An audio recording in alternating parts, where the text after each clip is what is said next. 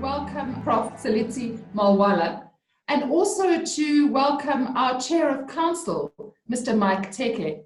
As you know, the book that we're looking at today is Purple Hibiscus, and it is written by Chimamanda Adichie, as it is a story set in Nigeria, a story of violence, a story of love, a story of oppression, and a story of hope, in which the story of a family reflects the story of a country.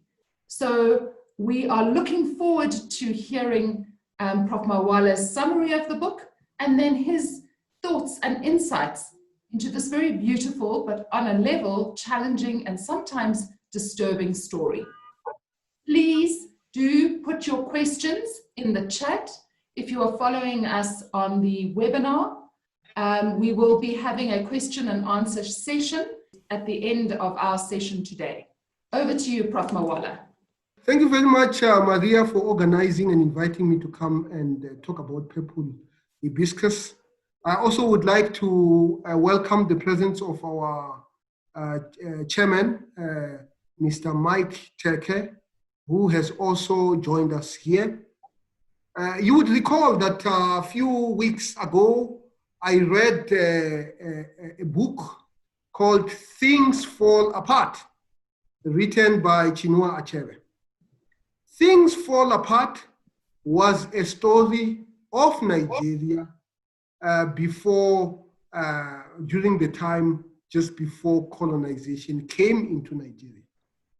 Today, we are going to be talking about another book from the same part of Nigeria, but in a different era. This is post-independence, about 30 years after Nigeria had obtained independence. So this book, together with Things Fall Apart, actually complete the story of Nigeria pre and post-independence. It was written by Chimamanda Adichie, who is obviously one of our most influential African writers, mainly based in the United States. And later on, we will read another of a book, Americana, which I have already finished it. So this story happened in Nigeria during the time of the military dictatorship of Sani Abacha.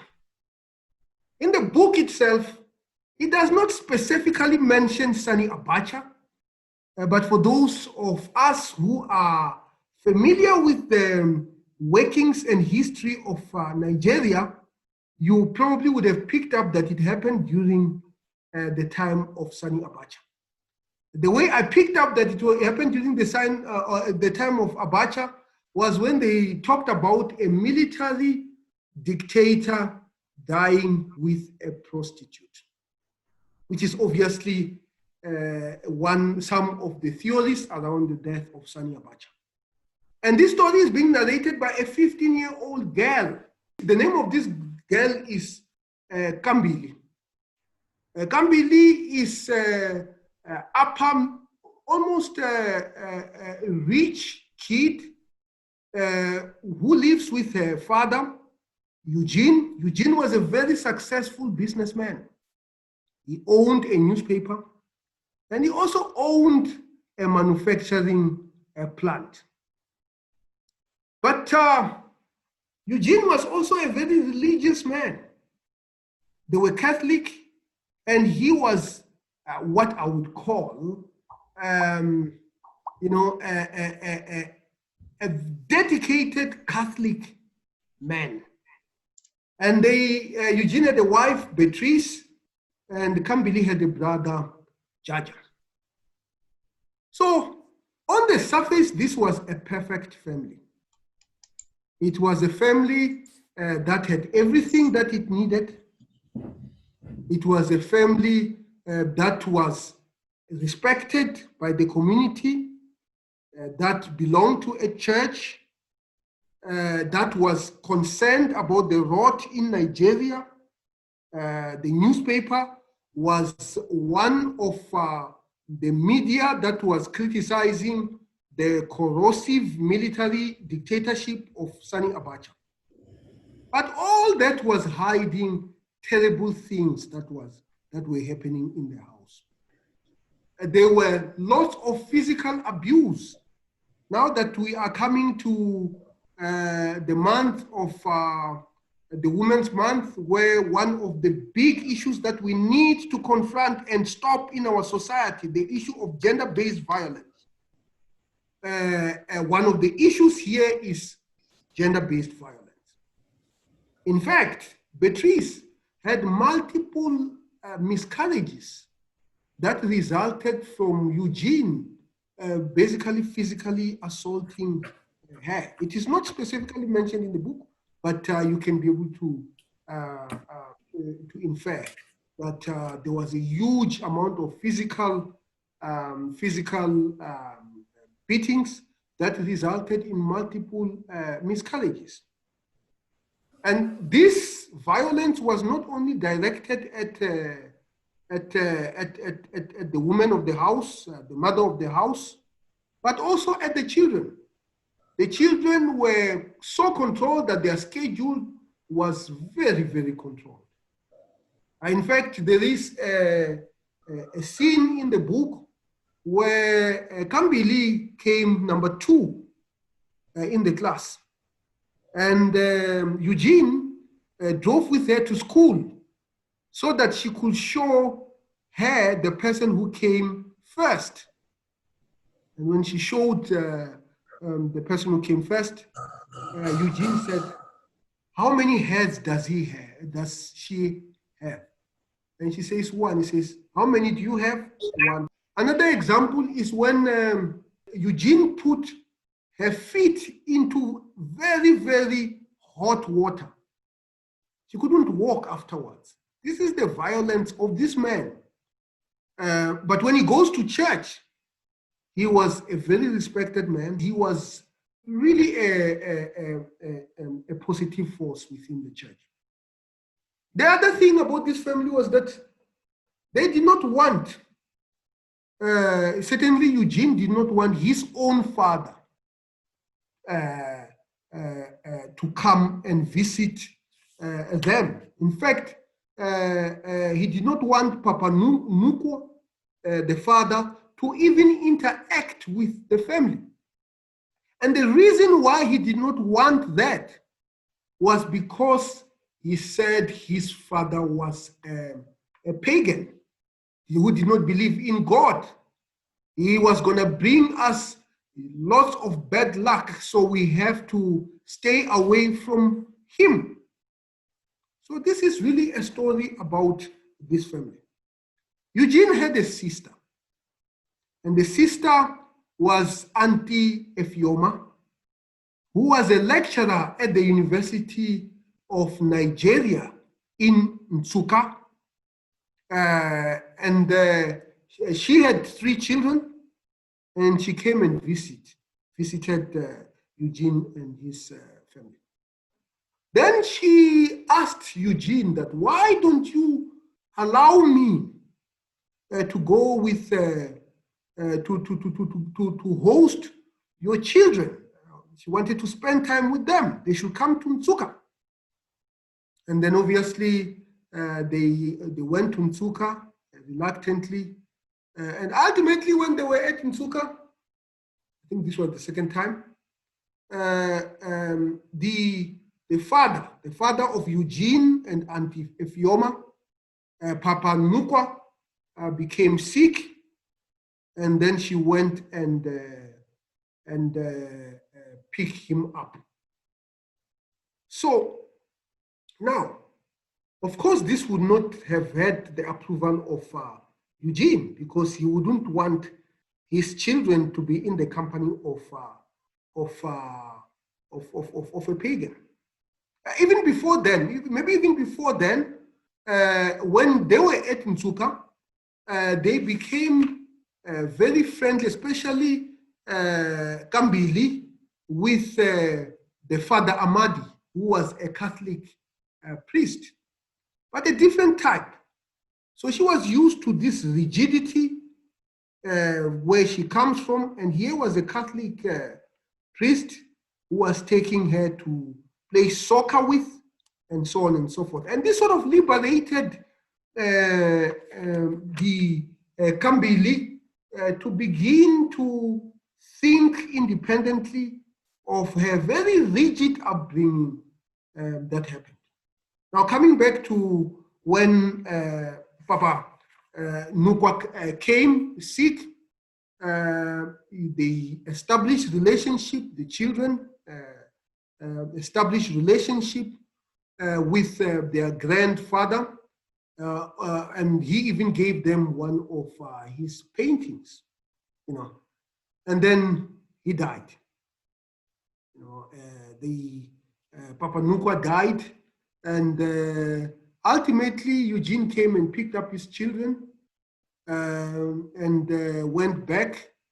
And later, when he found out that they had taken a painting from a pagan, he really beat them so hard that Kambili ended up in hospital.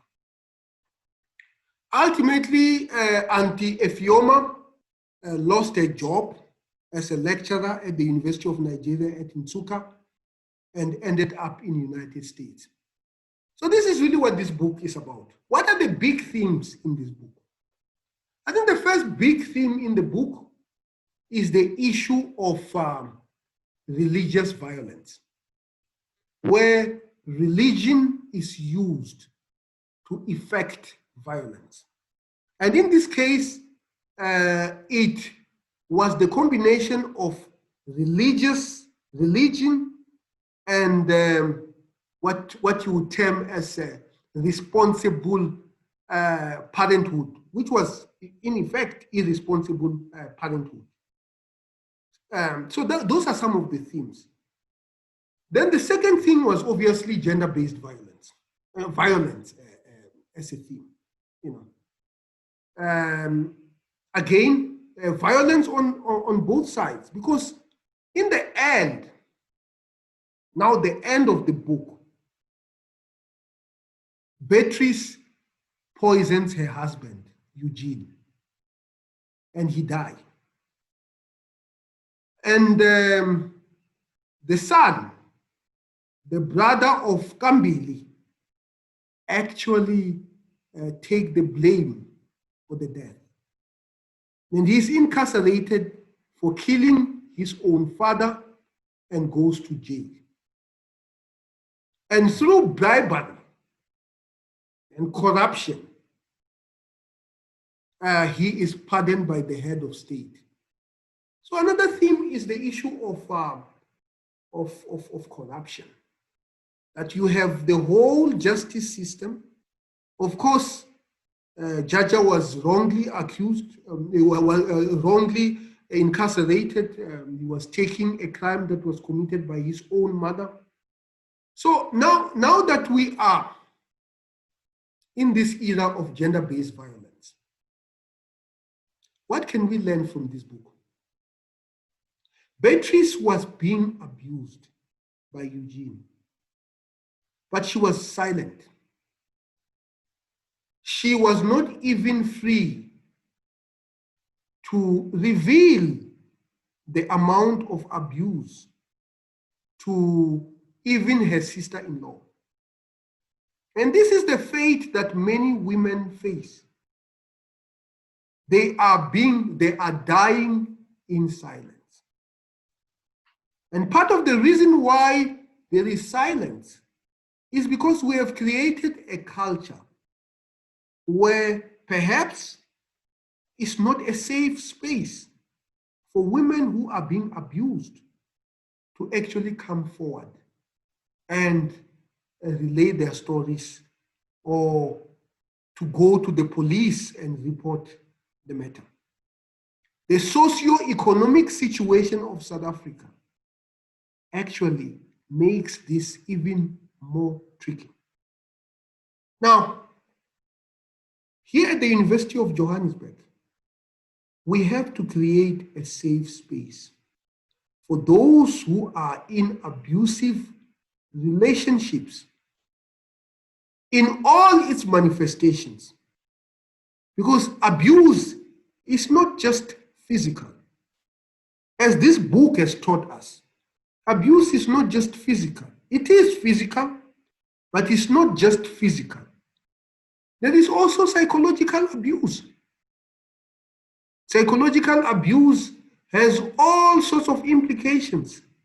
Depression, suicides, quite a significant proportion of our suicides result out of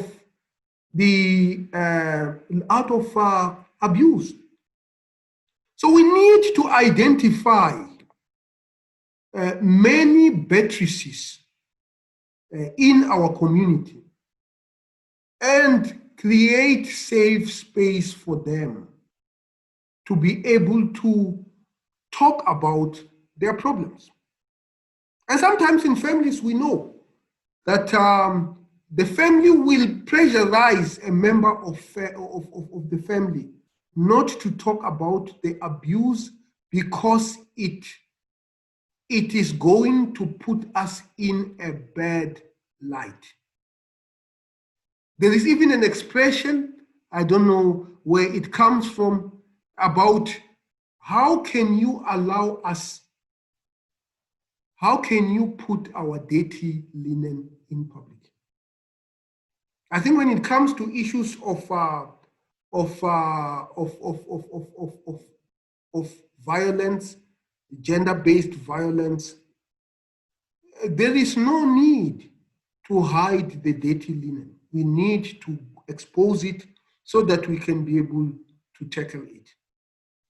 We are seeing women still dying in our societies.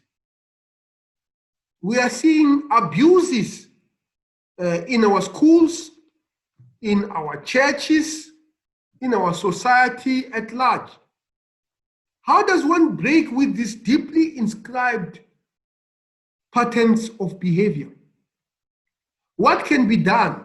We need a national dialogue and a conversation which is not just a series of talk shops, but holding up a mirror to our society and exploring these fault lines that exist in our society.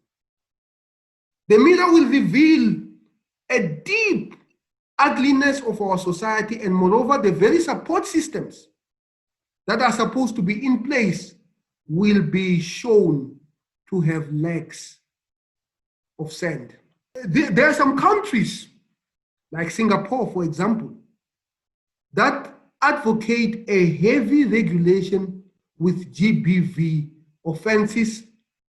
And in Singapore, these offenses are rated as serious crimes. Are they serious crimes in our society? Of course, this has worked in their society. How about us as a democratic society? One that is characterized by social inequalities that persist along race, gender, and class lines. I think it is time for us to address this scourge of gender-based violence head on with a rebuke it deserves. And our justice system must start working for us. Now, let us, as academics, find a place to write every single one of the names of the people who have been victims of gender-based violence, that their names are never forgotten. And unlike Beatrice Achike in Chimamanda's People Hibiscus, I think being open and speaking out is the solution. Thank you very much. Prof. Marwala, thank you so much. That was a wonderful overview that really gave us a beautiful picture of the story in this book. I wanted to kick off the questions by asking, how much do you think the story of the family can be seen as a metaphor for the story of Nigeria? Maria, that is a very difficult question. because this family is not a typical family. It is a very wealthy family. And a typical family in Nigeria is not this wealthy. This family is respected in the community. Like when Kabili was in hospital after the severe abuse by her father, the doctors could clearly see that there is absolutely something wrong here.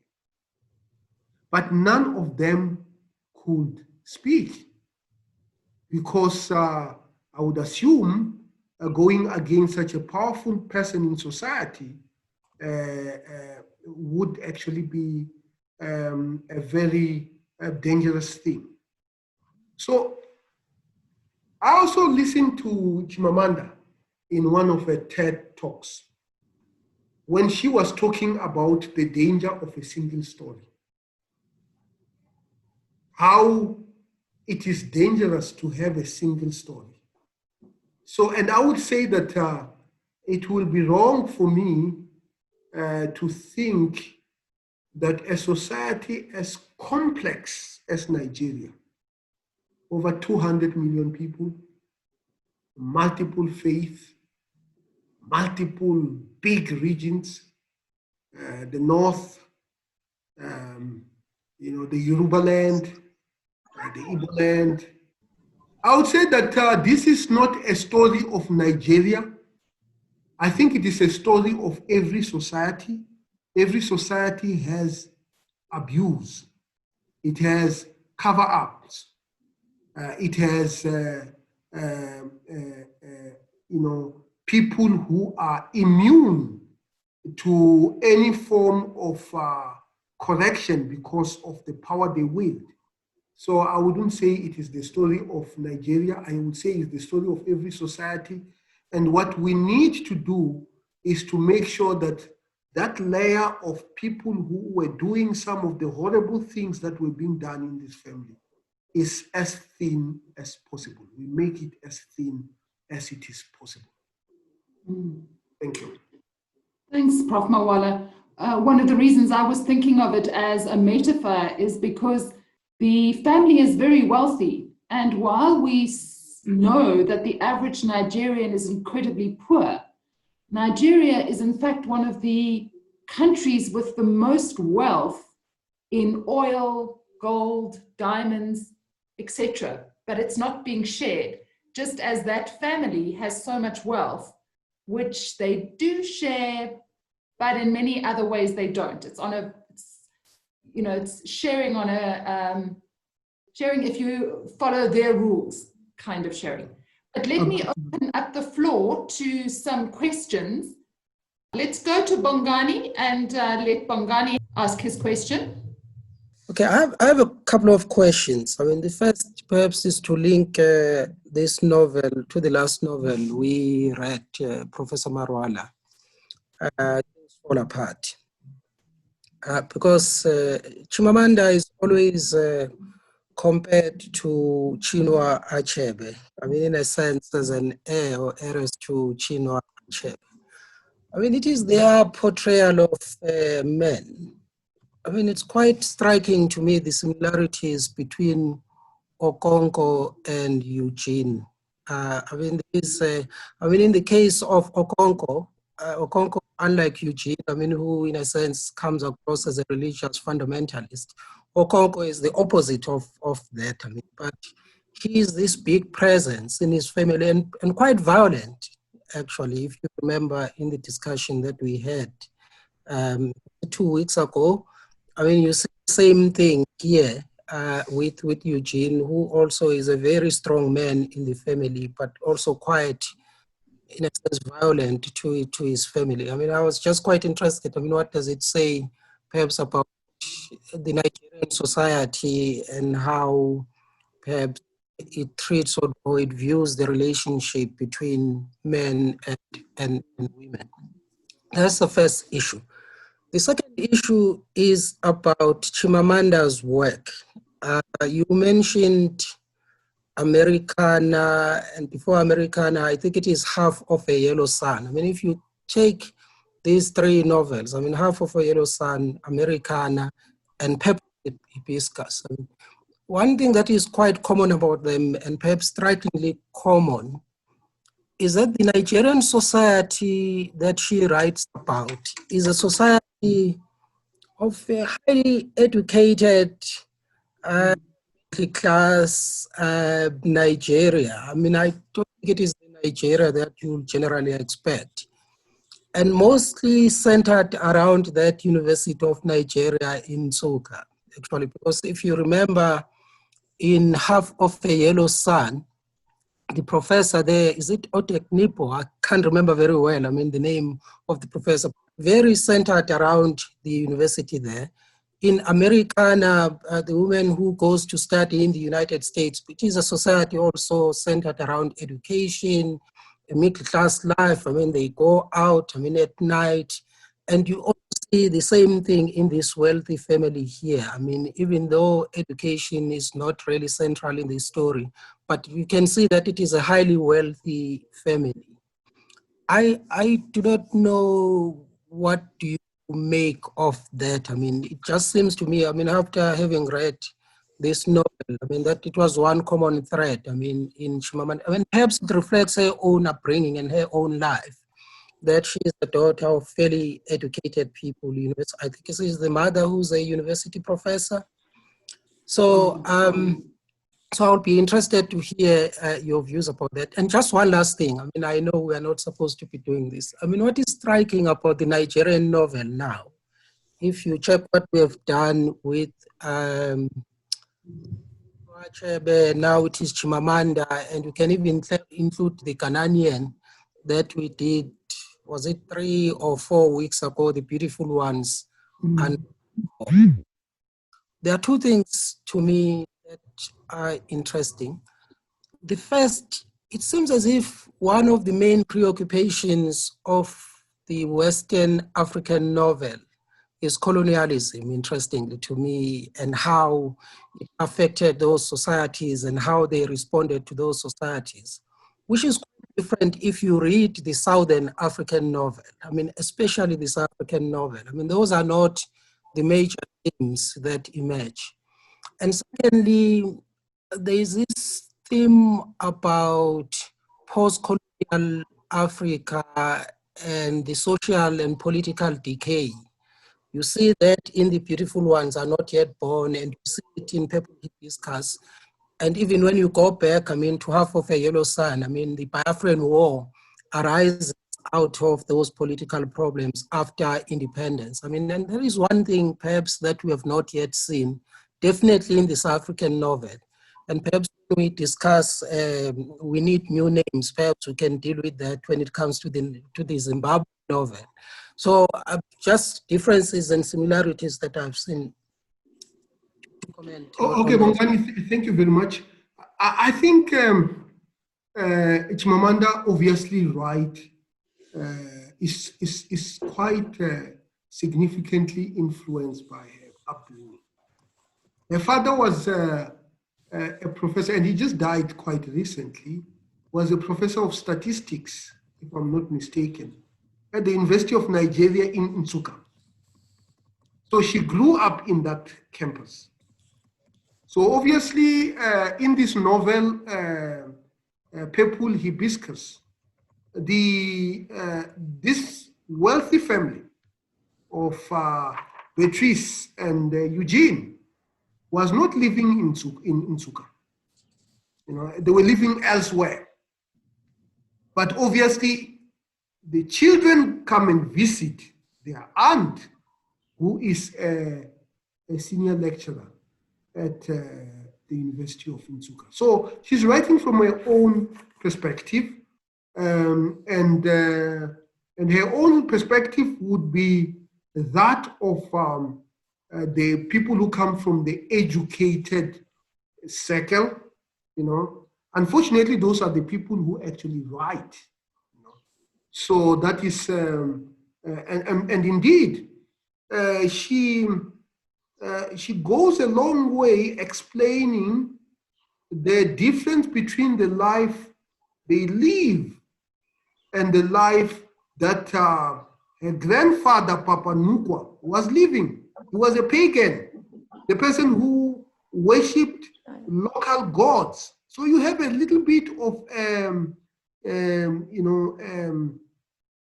a tension between this modern, modern in the African sense, Christianity, which has become a very influential religion in Nigeria, especially evangelical Christianity, but here we're talking about the Catholic Church, and the gods that existed before colonization. So it's the other way around. Here, the main protagonists of the story are so-called protecting the new ways of living, the Catholic ways of living. I'm talking about from a religious perspective, over the old ways that Papa Nukwa was practicing. Whereas in Things Fall Apart is the other way around, where people are horrified about this new religion that is coming to their community and what it is going to do. Now, in terms of the themes, I mean, I've just finished Ben Okri's book, which, by the way, is about a group of people who were going on a train to Switzerland. I always say that, that is not our story. That is not our kind of a story. It's always problematic when you write about things that are not things that you have experienced. So I suppose Chimamanda is writing about things that she has experienced. Now, what we need to start imagining as a society is, how do we get those other stories of people who are in the who are hawkers in our towns, who are selling tomatoes at the corner? How do we get their story? How do we get their voices into their own stories? What I mean is, it's all right for you, Bongani, to go and write about them, but you probably don't know, you don't have a first-hand experience of sitting downtown and selling tomatoes in the corner, starting very early in the morning, having used a train that was overcrowded in the morning. So how do we get them to write, given the fact that what they do does not involve a great deal of writing? And I think that is the question that we need to continue to investigate. Obviously, we need new names is another story that I'm going to read. So the one question on the chat is talking about the victims of gender-based violence. Yes, it's all right to talk about the victims. How about the perpetrators? There was a queen in Cape Town who was murdered, I think by somebody who was working in the post office. I don't even know what happened to him. Is he in jail? Is he out? Is he one of those people who just slip through our justice system and go and repeat the same crime? So I think it is quite an important issue. What do we do about the perpetrators? What happened to them?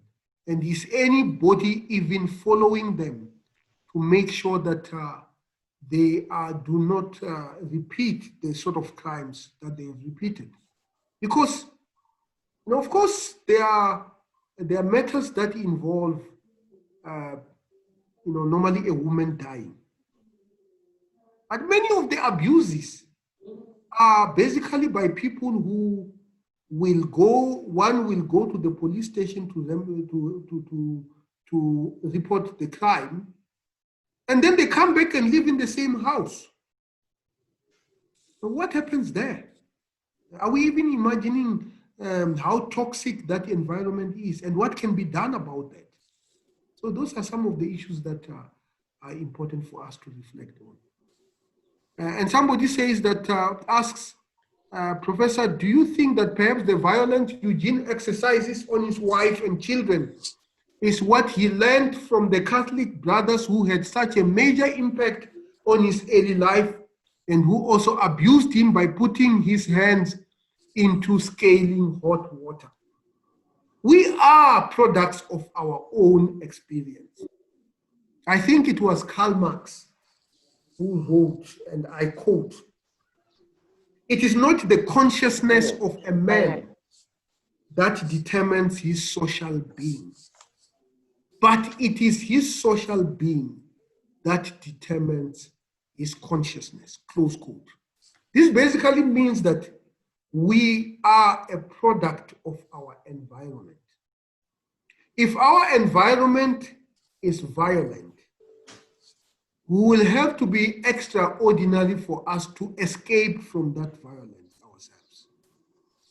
So, of course, here, being abused, Eugene being abused by putting his hand into scaling hot water would obviously influence his own life, and he would obviously copy that life. But some people will say, but that is a question of a choice. You know, we choose this, and of course, we choose this, but we choose from the options that were presented to us. And therefore, we should not take for granted the fact that part of solving this problem is actually to create a conducive environment, an environment that is condemning on a continuous basis these abuses that are happening in our society. Prof. Marwala, I wonder if you could talk a little bit more about the three women that play such a central role in the story. You have Beatrice, the wife, who is abused and has no real way out. We have Kimbali, the daughter, who goes through this awakening as we go through the book. And then we have Eugene's sister, who is educated, a lecturer at a university, and in inverted commas, escapes Nigeria because of her education. And that is partly because she is seen as being a terrorist and inciting the student violence, but also because she feels like there is no more hope for her in Nigeria. So I wonder if you could talk a bit more about these three women and what Chimamanda is saying about women in the story. Absolutely. I will start with Auntie Efioma, Eugene's sister. She is a lecturer at the University of Nigeria at Nsukka, and she is obviously quite outspoken. And because of her outspokenness, she is not promoted, and ultimately she is dismissed from her job. Now, this is abuse. This is abuse at academic institutions. And for those of us who are in academia, we would be the first ones to confess that within the career aspect of academia, there is also a particular type of abuse that can come as a result of impeding people's promotions, for example, overloading people with courses unnecessarily, unfairly. And obviously, it is our responsibility to make sure that that issue is tackled and it is eliminated from our society. And we heard about stories about abuse at universities. I'm not going to get into the details of that, but that is quite important. But Auntie Ofioma is an impressive woman. She has 3 children, and one of her daughters is actually quite an outspoken young woman, Amaka. You know, she is a widow. Is it widower or widow? She lost her husband. Her husband is dead, and she's able to raise fairly well-balanced children. You know, I found that her children were much better off than the children of Eugene, who had more resources and had the so-called complete family. I really admire Auntie Ofioma, and she also realized that she needed to liberate her nephew and her niece, because when she visited Kambili in hospital, she says, no, I'm going to make sure that you are taken away from here. I don't want to see this again. And obviously, she ended up in the United States, which at that point, if you are in Nigeria, it was not an easy thing to get a visa to go and ultimately get a job in the United States at that point. Then comes Beatrice. I mean, when I think of Beatrice, I see resilience. All these years of abuse, until for more than 15 years. And then she cracked and killed Eugene. Cracked. No matter how resilient we are, there will be that spark or that moment when everything is going to fall apart and we are going to act in a way that can be harmful to others, even the people that we are abusing. So she killed him. So for me, she was a resilient woman.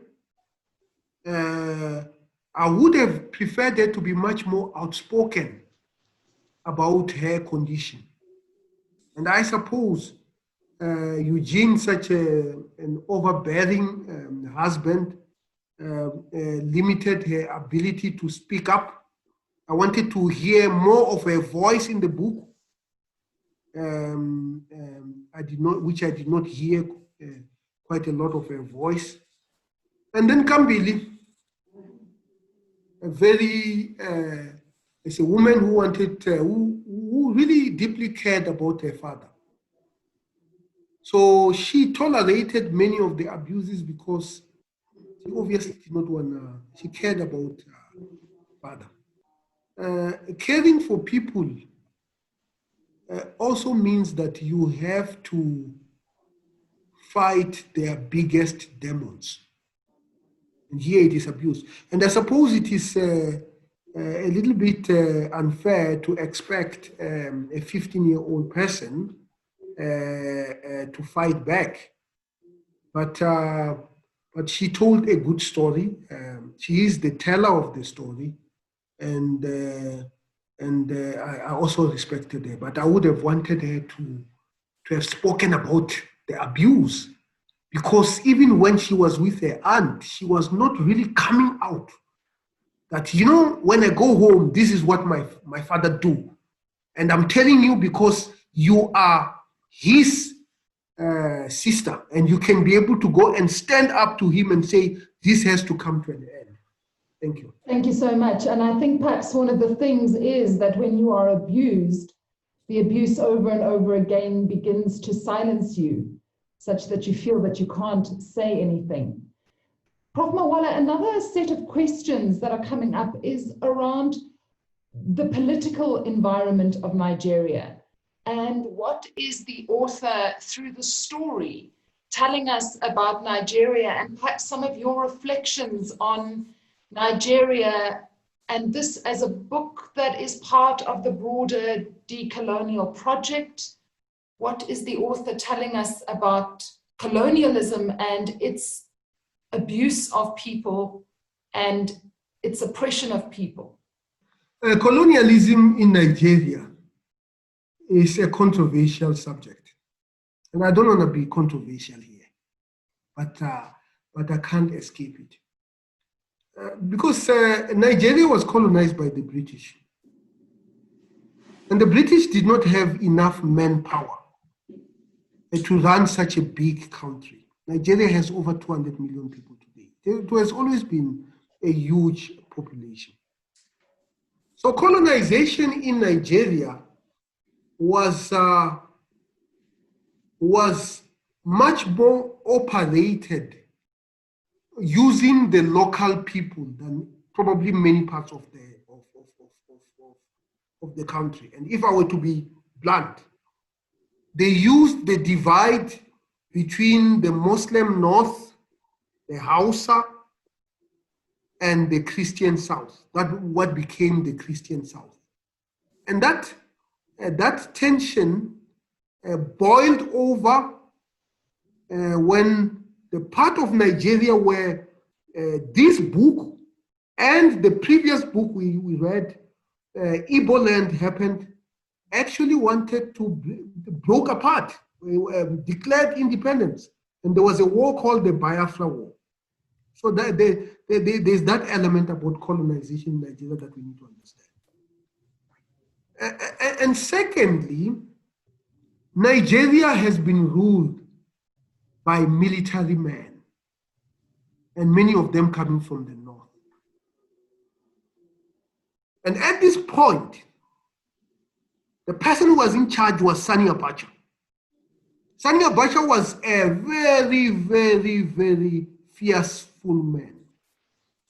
There was a man called Chancellor who was sentenced to death when Nelson Mandela was president of South Africa. I think Nelson Mandela, I can't remember the exact details, but he wanted to stop the punishment, the death punishment. And I think, just when they were about to talk about it, about the issue, Chancellor was already dead. So you have all these military generals, and in this book, these military rules are almost spoken of in a dismissive way. No, she doesn't even mention one of the most fearsome military dictators in Nigeria, Sani Abacha. She doesn't even mention him by name. They say, oh, that military man died with a prostitute. And we know that was Sani Abacha. And Sani Abacha is one guy who was in every military coup ever since independence. In fact, in 1985, when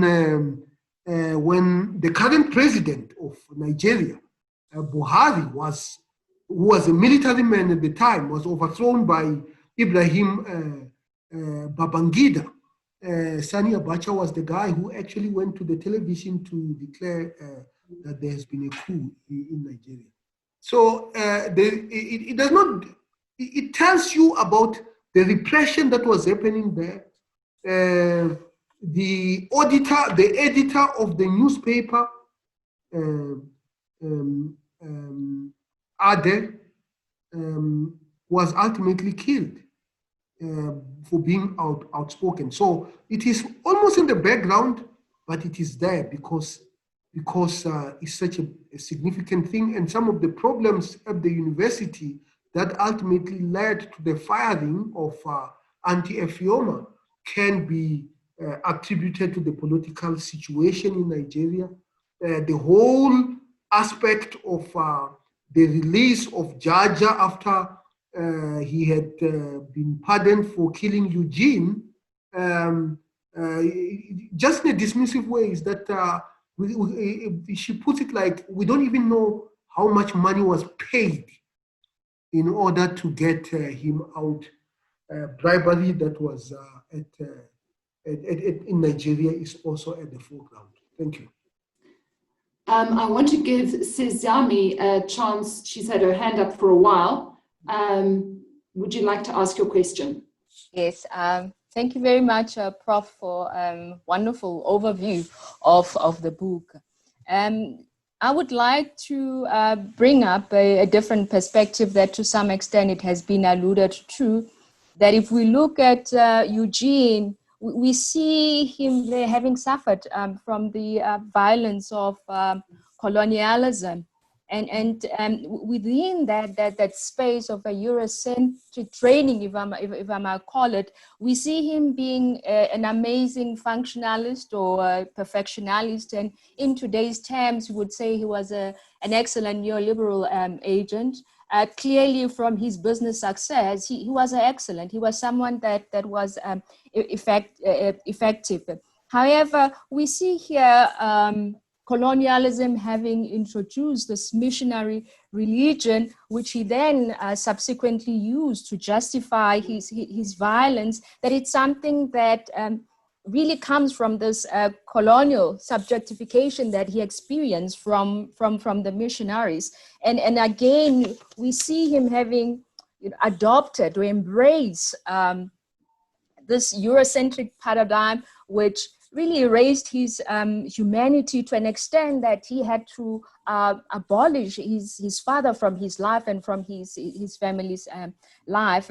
And in a sense, he needed to work very hard to achieve this clean, perfect, performative Western culture, and he could not allow anything to taint that. And I think that is why he was so hard in ensuring that everyone behaved in appropriate ways.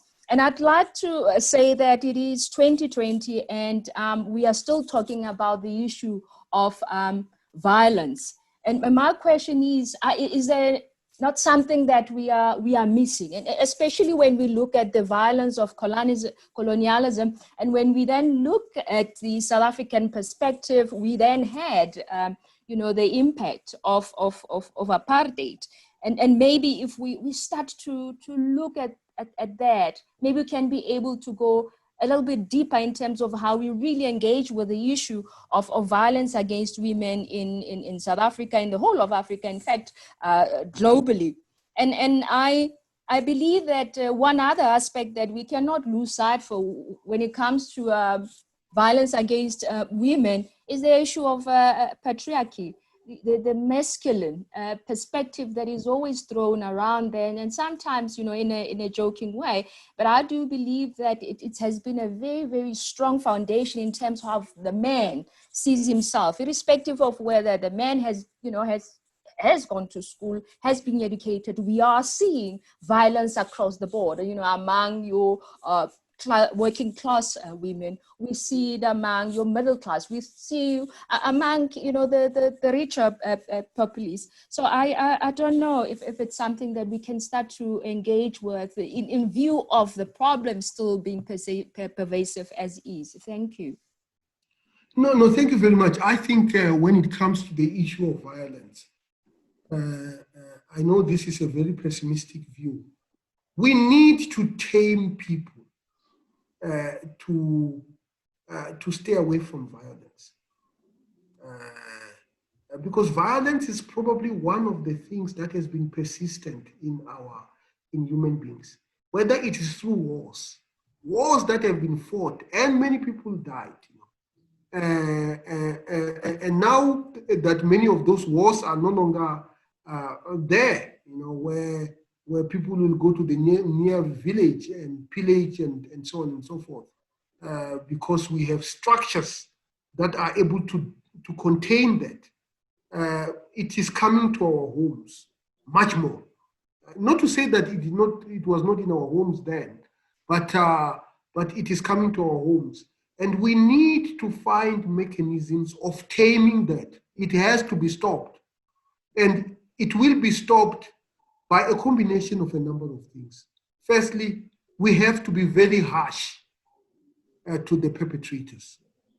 Secondly, we need to educate people all the time. Gender-based violence must become part of the curriculum for everybody, People must know how many people are dying.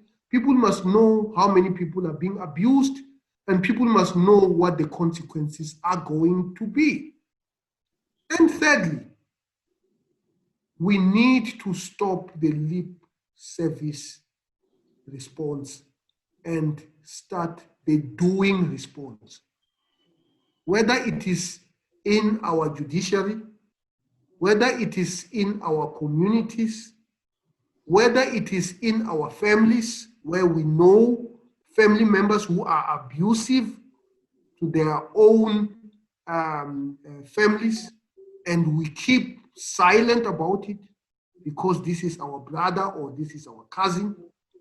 If we can be able to do all those things, we will be able to tame violence. Prof. Marwala, thank you so much. We've come to the end of our time together. There's so much more that we could have discussed around language, the naming of the characters. We could have talked about the role of Christianity in this book. And we look forward to the next book discussion that we're going to have with you. The information will be up on our social media. And we thank you all so much for joining us, and do share the session with your friends. It's been recorded and it's been live streamed on Facebook. Thank you very much. The next book we're going to read is a book written by No Violet Bulawayo. It was shortlisted for the Booker Prize. No Violet is actually currently at the University of Johannesburg. Wow. And I wanted to read it today, and Professor Dr. Bongani Mulunga said maybe we should wait until she is no longer at the University of Johannesburg. I think, thank you very much. Everybody stay well, and we look forward to seeing you again in a few weeks' time. Thanks a lot. The University of Johannesburg, the future reimagined.